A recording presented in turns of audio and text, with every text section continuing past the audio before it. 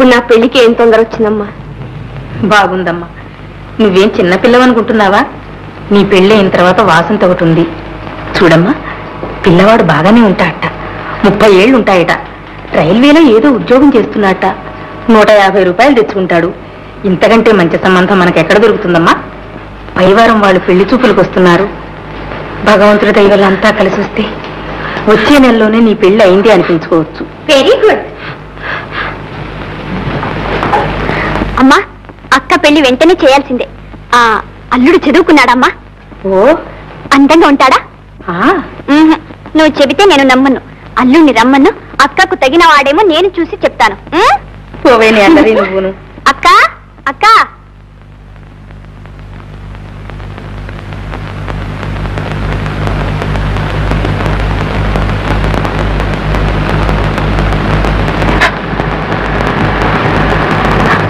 అక్క, ఏమిటిది?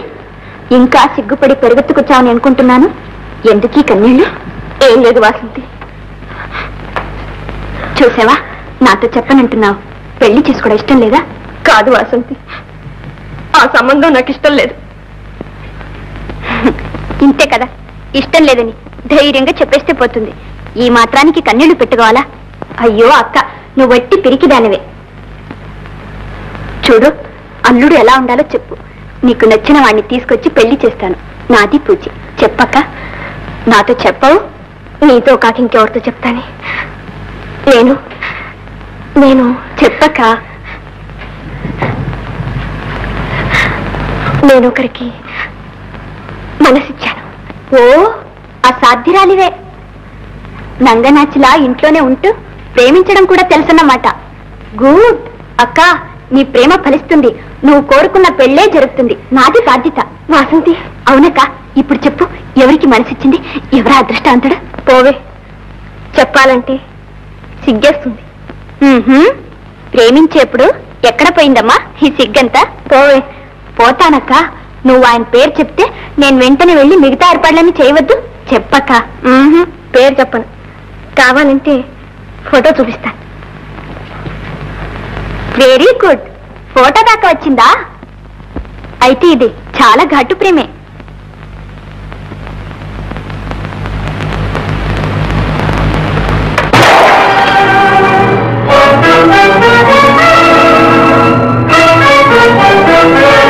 వాసంతి, ఆనాడు మొట్టమొదటిసారిగా ఆయన్ని చూడగానే ఎందుకో నా మనస్సు వారికి అర్పించేశాను. తర్వాత ఆయనకి జబ్బు చేసినప్పుడు ఆయనకు సేవ చేసే భాగ్యం నాకు కలిగింది. ఆ పరిచర్యతో పరిచయం ఎక్కువైంది. ఆయన అభిమానానికి, ఆదరణకు నేను దాసినైపోయాను. నాకు వారే దైవం, తోడు, నీడ అంతా అనుకున్నాను.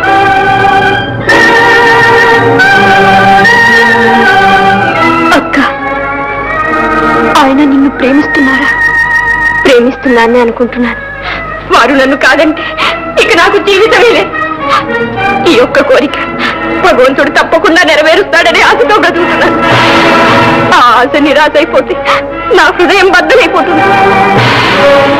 వారు లేకపోతే నేను బ్రతకలేను వాసంతి, నేను బ్రతకలేను.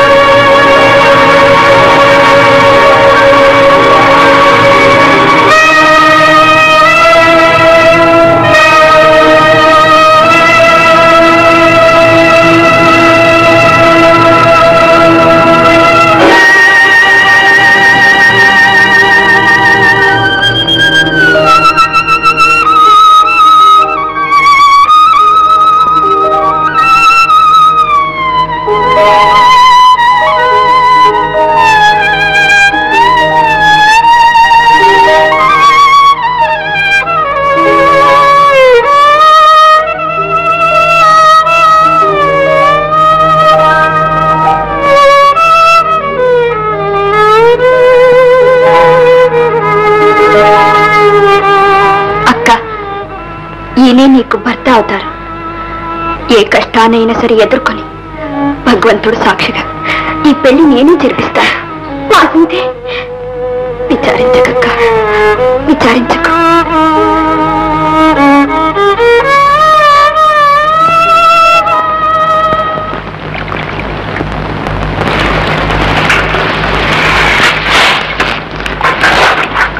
వాసంతి, నన్ను విశాఖపట్నం మార్చేశారు. 4 రోజుల్లోగా నేను వెళ్ళిపోవాలి. ఈలోగా చూడండి, రాత్రి 10 గంటలకు మీరు మీ గదిలో ఉండండి. నేను మీతో ఒక ముఖ్యమైన విషయం మాట్లాడాలి.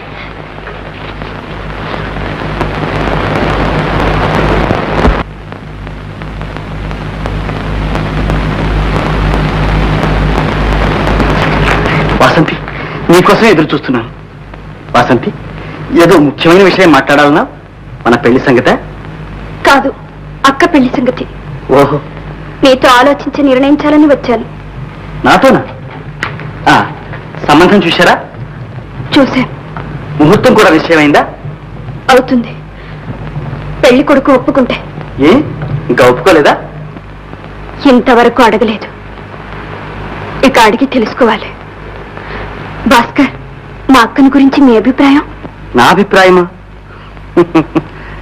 ఆమెకే అందమైంది, గుణవంతురాలు, చాలా తెలివితేటలు గల అమ్మాయి. ఎవరైనా సరే ఆమెను కళ్ళకద్దుకుని పెళ్లి చేసుకుంటారు. నిజంగానా? అవును వాసంతి, ఆమెను పెళ్లి చేసుకునేవాడు చాలా అదృష్టవంతుడు. ఆ అదృష్టవంతులు మీరే భాస్కర్. అవును, మీరే అక్కని పెళ్లి చేసుకోవాలి, నన్ను మర్చిపోవాలి. ఏమిటిది వాసంతి, పరిహాసమా? కాదు, ఇదే నాతో పరిహాసం ఆడింది. భాస్కర్, అక్క మిమ్మల్ని ప్రేమిస్తూ ఉంది. మీరు కాదంటే ఆమె జీవించలేదు, నాతోనే చెప్పింది. ఆ మాట విన్నప్పుడు నా గుండెలా విసిపోయినా, నా హృదయం ముక్కలిపోయింది. కట్టుకున్న గాలి మేడలని ఒక్కసారిగా కూలిపోయినా. నువ్వేమన్నావు? ఆమెకేం బదులు చెప్పావు? పగిలిపోతున్న హృదయాన్ని బిగపట్టుకుని ఆలోచించండి. ఏది ధర్మం, ఏది న్యాయమని అంతరాత్మని అర్థించాలి. భాస్కర్, 8 సంవత్సరాలు నా కోసం రాత్రి పౌలు కష్టపడింది, చాకరీ చేసింది, కంటికి రెప్పలా నన్ను కాపాడింది, అల్లారు ముద్దుగా నన్ను పెంచింది, చదివించింది. తనకంటూ ఏమీ లేకుండా అంతా నా కోసమే బ్రతికింది. నా కోసమే తన అవసరాలు మానుకుంది, తన ఆశలు చెప్పుకుంది. అలాంటి అక్క తల్లి కాని తల్లి ఈనాడు తన ఒక్కగానొక్క కోరిక నాతో చెప్పింది. భాస్కర్, మీరే చెప్పండి, ఈ స్థితి. వాసంతి, మన ప్రేమ మీ అక్కకు తెలియదు? తెలీదు. తెలిస్తే ఇలా ఎన్నడూ బయటపడదు. తన ఆశను, అనురాగాన్ని తనలోనే దాచుకుని మిమ్మల్ని నా కోసం త్యాగం చేసేది. ఆమె అంతటి త్యాగమూర్తి, ఉత్తమురాలు. వాసంతి, మనం ప్రేమించుకున్న విషయం ఆమెతో చెప్పుండొచ్చునే వాసంతి. ఎప్పుడో చెప్పవలసింది, ఇప్పుడు కాదు.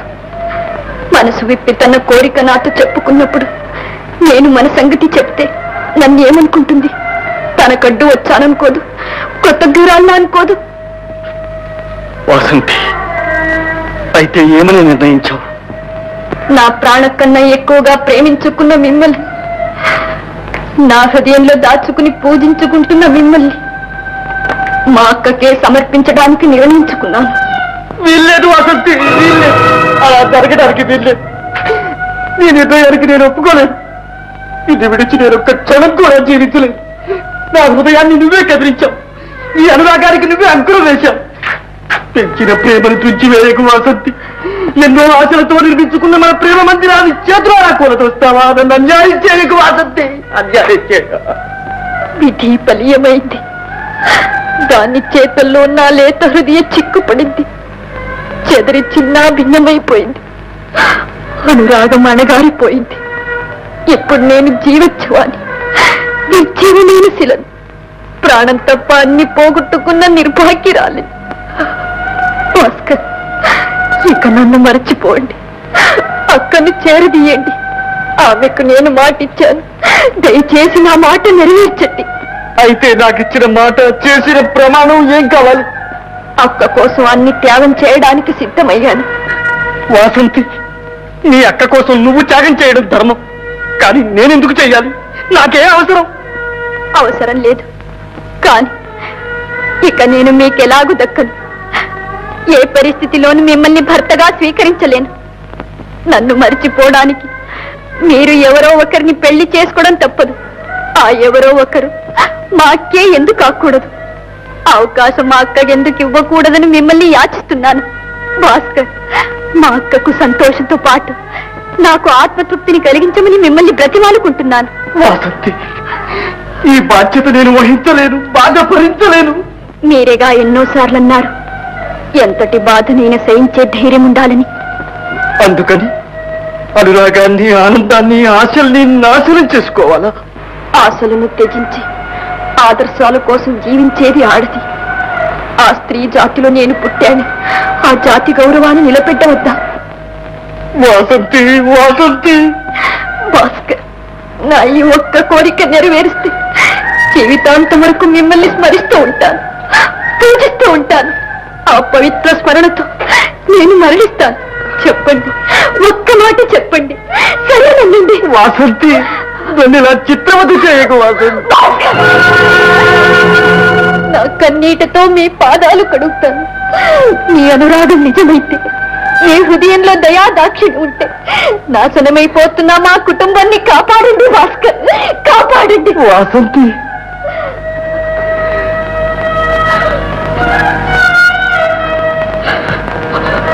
వాసంతి, నీ కన్నీటికి కానుకగా నా జీవితాన్ని అర్పిస్తున్నాను. జయించావమ్మా వాసంతి, జయించావు. భాస్కర్, నన్ను కన్న తల్లి కన్నా, నన్ను సృష్టించిన భగవంతుని కన్నా మించిన దైవం, ప్రత్యక్ష దైవం మీరే భాస్కర్.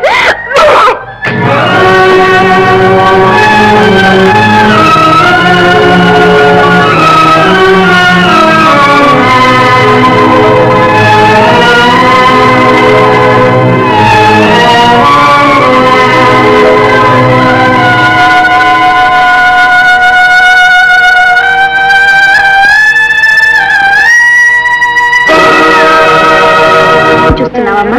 అవునమ్మా. మరి ఏమిటమ్మా? మన ఇంట్లో మేడ మీద ఉన్నారు భాస్కర్, ఆయన గురించి నీ అభిప్రాయం ఏంటమ్మా? చెప్పమ్మా.